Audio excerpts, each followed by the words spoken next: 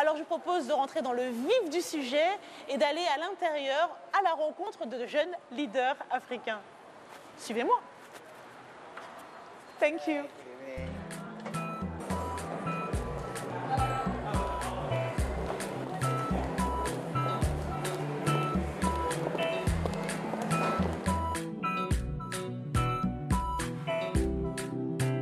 Development nonprofit that just celebrated its 50th anniversary this month. Nous avons avec nous une jeune femme qui vient donc du Bénin. Il s'agit de Pamela Akplogan. Bonjour. Bonjour. Alors, ce qui est très intéressant dans son projet, c'est qu'elle est capable d'allier sport et social. Donc, plutôt que tout vous expliquer, je vais la laisser elle s'exprimer. On va se mettre un peu plus devant pour pouvoir expliquer au public de quoi il s'agit. Alors, est-ce que vous pouvez nous expliquer comment vous travaillez entre le sport et le social et surtout avec des jeunes femmes? Oui. D'abord, je suis Pamela Akplogan, je viens du Bénin et j'ai 27 ans. Et je suis la fondatrice d'une organisation qu'on appelle Olade. Olade qui veut dire la prospérité est venue.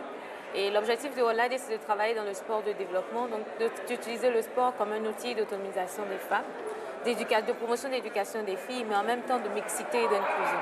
Et nous faisons cela en utilisant des disciplines sportives qui sont en même temps des disciplines de compétition, mais pour montrer en fait que derrière la compétition, il y a autant de valeurs qu'on peut utiliser dans la vie quotidienne pour l'élévation des femmes et en même temps pour s'assurer qu'elles ont le leadership nécessaire pour pouvoir occuper des positions de prise de responsabilité dans la communauté. Alors, pour que les gens puissent voir de quoi il s'agit, on va passer tout de suite un extrait de ce que vous faites sur le terrain.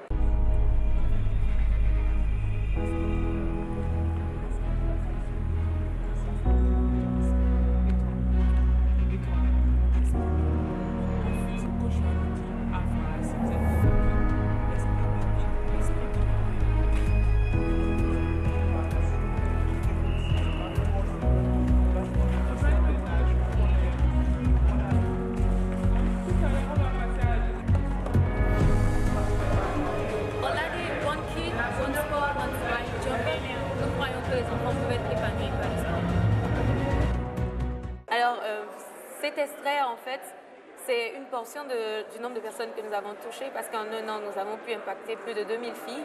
Et pour nous, c'est très important de pouvoir le faire et de révéler que le sport peut aussi servir à autre chose dans nos communautés. Alors, c'est important aussi de révéler au public que vous avez joué même vous-même pendant une année dans l'équipe nationale de basketball. Oui. Ce sont des valeurs qu'on peut partager avec les jeunes filles et avec aussi les garçons. C'est ce qui me plaît dans le reportage qu'on vient de voir. Les hommes aussi s'impliquent dans le projet. Exactement. J'ai fait du basketball, j'ai fait du judo, j'ai été journaliste sportive. Et dans tout ce parcours, j'ai compris en fait qu'en tant que femme, au-delà de toute la force que nous avons, nous devons comprendre qu'il y a deux genres dans la société.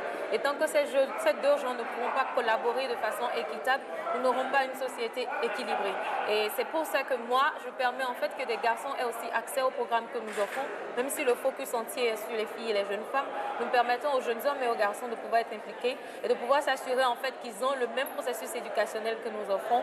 Et au-delà de cela, comme vous le savez, le sport c'est un facteur d'inclusion, c'est un facteur qui réunit tous les mœurs, toutes les religions. Et j'aime voir en fait cette joie, cet espoir, cette valorisation que nous accordons aux gens dans un espace où ils se sentent en sécurité pour se libérer et pour exprimer autant les défis que les succès qu'ils ont déjà eus. Merci Pamela. Et puis on peut rappeler aux téléspectateurs aussi que le basketball est l'un des sports qui permet dans tous les États-Unis d'avoir le full scholarship. Donc quand on a un bon niveau et qu'on travaille bien, de pouvoir payer ses études. Et c'est important de le dire parce que des fois, on a aussi des familles qui n'ont pas forcément les moyens et le sport peut aider à cela. Encore une raison pour que les enfants fassent le sport. Merci Pamela. Merci beaucoup. À bientôt. Oui.